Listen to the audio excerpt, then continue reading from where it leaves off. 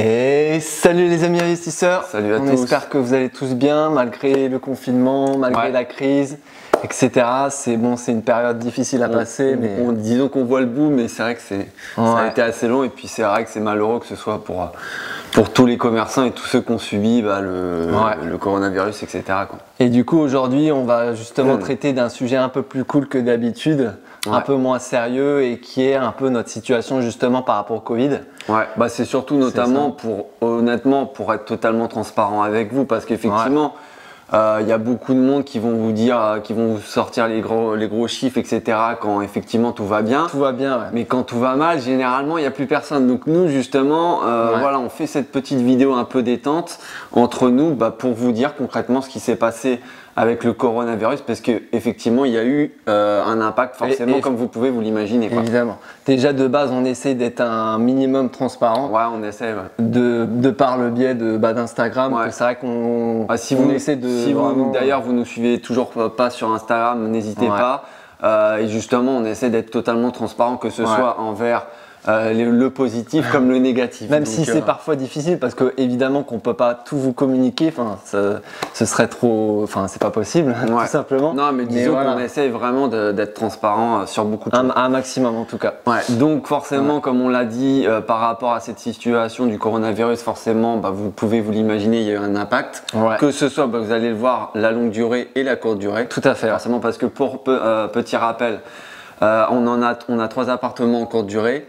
Ouais, et c'est vrai que c'est bien de faire les calculs, on en a 7 en longue durée et une en colocation. Ouais. Voilà, juste pour vous remémorer les choses. T'as raison de faire un petit rappel. Voilà, donc concernant, on va peut-être commencer par la longue durée. Ouais, on va faire cette vidéo va vraiment être séparée en 2 parties. Vraiment, la première partie, ça va être l'impact de manière globale sur nos appartements et évidemment sur notre situation générale. Et puis une deuxième partie où vraiment on va aller dans la précision et on va parler chiffres. Ouais. Je pense que cette partie va notamment vous intéresser. Donc, on va commencer. Je pense qu'on peut commencer par la longue durée, je pense. On va commencer par notre situation globale et l'impact que le Covid a sur la longue durée, et même on peut commencer par le local commercial. Ouais, le local commercial sur notre deuxième immeuble. Voilà, c'est ça. Là, concrètement, il n'y a pas d'impact puisque c'est Triba qui a ce local-là depuis un petit moment. C'est ça. Eux, je pense qu'effectivement, par rapport à eux personnellement, c'est une perte de chiffre d'affaires, etc. Mais pour l'instant, nous, on n'a pas d'impact. Et j'ai envie de vous dire, même auquel cas, dans les années à venir, s'il y a vraiment un impact et que malheureusement, il devrait partir, on retrouvera soit un commerçant, soit je veux dire, on pourrait le remettre même en appartement. Non, mais ce qu'il faut dire, c'est que notre commerce, je sais pas si vous l'avez sûrement dû le voir à travers nos vidéos ou Instagram, etc. C'est un commerce Triba, c'est-à-dire que c'est pas une boulangerie, c'est pas le charcutier du coin, etc., etc. Donc le confinement et le Covid de base, certes, ça a impacté, mais c'est pas non plus comme je vous ai dit, un commerce. Donc il y a eu un impact minime. Mais ça ne nous a pas empêché d'encaisser les loyers, etc. Ouais, c'est ça. C'est surtout ça. Après, eux, je pense que personnellement, il y a eu un impact. Bon, bref. Ensuite, concernant les locations longue durée de notre premier immeuble, donc on a eu des départs, forcément. On a eu des petits départs parce que déjà, pour vous dire les choses, on en a certains qui avaient des contrats un peu courte durée, on va dire moyen long terme, quoi. Ouais, soit en apprentissage ou soit CDD. C'était compliqué. Vraiment pas des situations type CDI, père de famille, etc. Bancal, et puis c'était pendant des périodes limitées dans le temps. Donc le Covid est arrivé. Et du coup forcément les entreprises étaient impactées, donc du coup elles ont dû tout simplement leur finir leur durée de contrat, tout simplement. C'est juste que il y avait une personne qui était en apprentissage, malheureusement vu la situation actuelle, ils ont décidé d'arrêter là. Au lieu qu'ils partent, je crois que c'était l'été prochain ou peut-être mai-juin. Il est parti plus tôt, il va bientôt partir. En décembre. Voilà, il y a une fille, du coup, que c'est vraiment sa situation, elle était un peu, c'était pas un CDD, c'était vraiment un contrat spécifique, et du coup, elle devait partir dans 3-4 mois, et voilà, comme la situation fait qu'elle doit partir maintenant. Donc voilà, c'est malheureux, mais c'est comme ça. Et puis il y a 2 autres personnes qui vraiment, eux, partent, mais c'est vraiment… Pas du tout en fonction du Covid. Pas du tout en fonction du Covid, c'est vraiment pour raison professionnelle, les 2 pour raison professionnelle. Donc ça, c'est des choses qui arrivent, j'ai envie de vous dire, qui est Covid, pas Covid. Donc c'est quelque chose que malheureusement ça nous impacte, mais j'ai envie de vous dire, il va y avoir des entrées-sorties qui vont être, c'est ce que j'allais dire. Faites, donc on va pas, en longue durée, on sera pas impacté. C'est surtout que ça tombe mal par rapport aux autres qui partent par rapport à la courte durée, donc ça fait un peu beaucoup.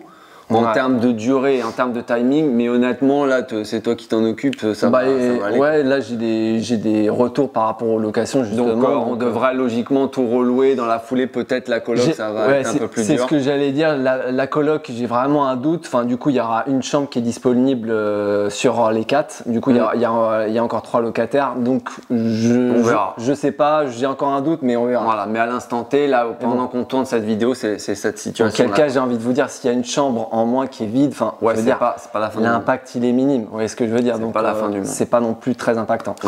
Ensuite, donc la courte durée.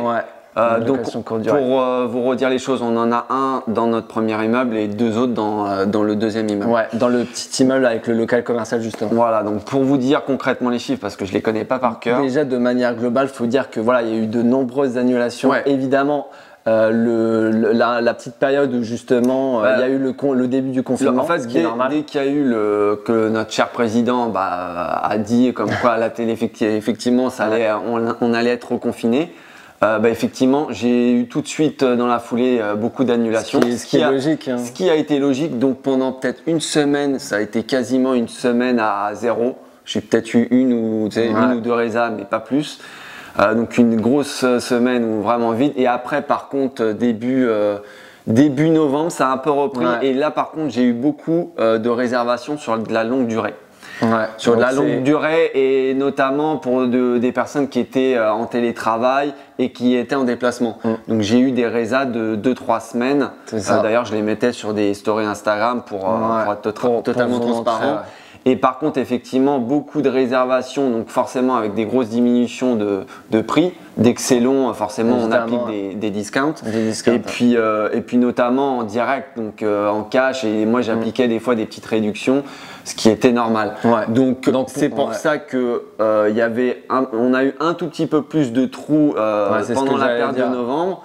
On a eu des longues durées, ce qui a diminué le chiffre d'affaires par rapport à des réservations. On a été impacté de 1-2 jours. Mais honnêtement, je vais vous dire les chiffres, on s'en sort plutôt pas trop mal. C'est minime. Alors pour vraiment être précis avec les chiffres, je me suis fait une petite liste. Donc par rapport à notre premier immeuble, notre OF3, avec le billard, si vous vous souvenez. Voilà, on a dégagé ce mois-ci 1118 € pour être exact. Voilà, le deuxième immeuble, le T2. De chiffre d'affaires. De chiffre d'affaires. On parle pas, attention, on parle pas de cash flow là, juste de chiffre d'affaires. Le deuxième immeuble, le T2, on a fait 1122 € de chiffre d'affaires, et le studio dans les combles, on a fait 1062 €. Ce qui fait un total sur le novembre en comptant les 3. De 3302 €. Donc ce qui est pas trop mal. Voilà, 3302, ce qui est pas trop mal. D'habitude, cet été, on avait plus fait 5000, je crois, de CA. L'été, c'est quand même à part. C'est plus septembre, octobre, où là, on a fait entre 4000 et 4500 €, sachant qu'attention, 4500 de chiffre d'affaires. 4500 €, c'était plus quand il y avait 5 semaines. Là, il n'y avait que 4 semaines. Tout à fait. Donc, on était à 4000, 4500. Là, on est à 3000, je vous ai dit 300. Donc, grosso merdo, on a une petite baisse de 700 000 €. Voilà. Mais on est impacté, mais pas. Enfin, ça reste minime, donc heureusement pour nous. Tant mieux.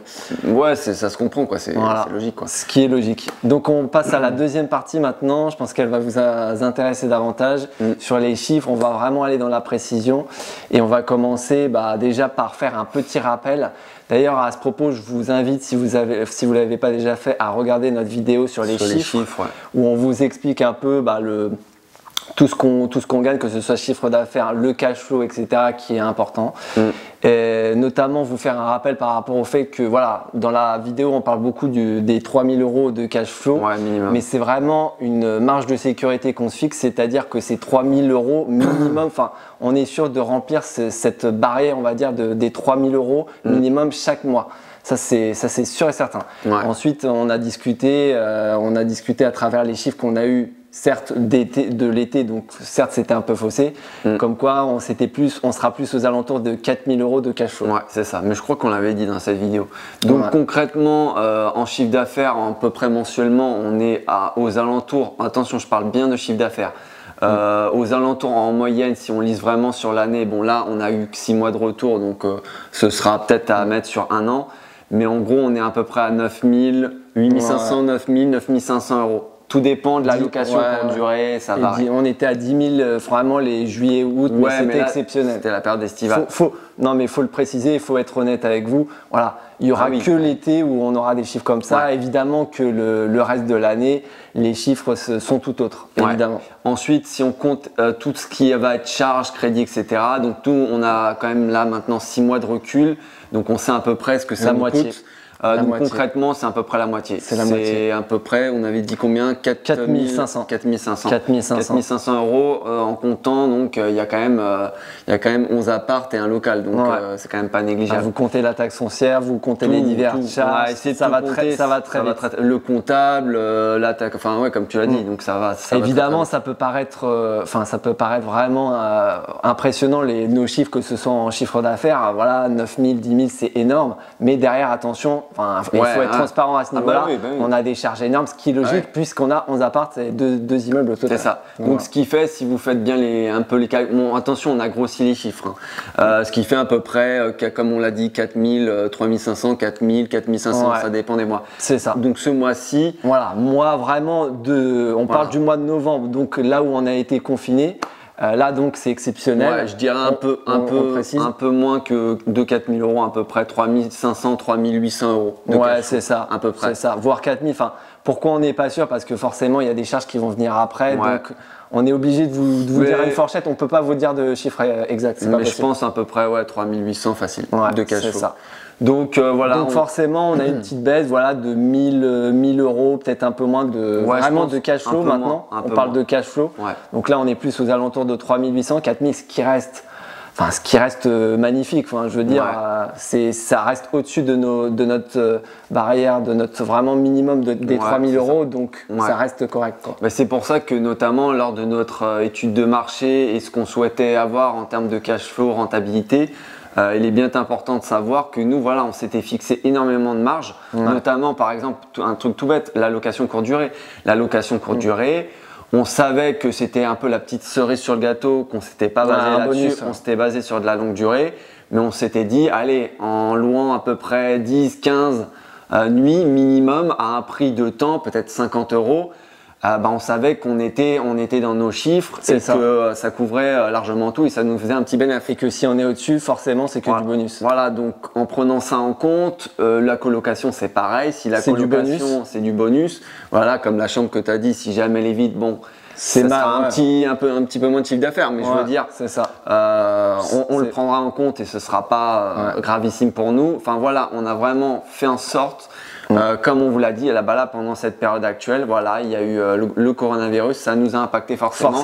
Mais je veux dire, en faisant bien les choses, forcément, si vous mettez plein de sécurité, ça va vous impacter, mais pas tant que ça. Tandis que par exemple, beaucoup de personnes qui vont baser, comme on vous l'a dit, et c'est dangereux, votre renta, votre cash flow sur de la colocation, sur de la location courte durée. Comme beaucoup font malheureusement. La colocation, ça n'a pas trop d'impact, mais type location courte durée, si vous avez basé votre renta et que vous avez du 8-10% sur de la location courte durée pendant le Covid. Là par contre, l'impact est énorme. Ça fait mal. L'impact est énorme. Là ça fait mal. Donc c'est pour ça qu'on vous redit de faire attention par rapport à ça.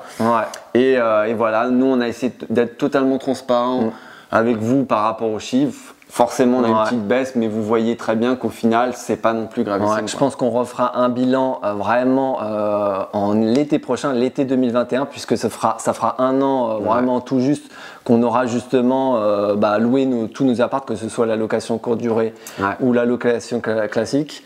Donc d'ici là, portez-vous bien. N'hésitez pas encore une fois à liker, commenter, parlez-en autour de vous si ce qu'on vous dit ça a du sens, etc. Et si ça vous plaît. Et puis on se retrouve pour la prochaine. Exactement. Salut, ciao.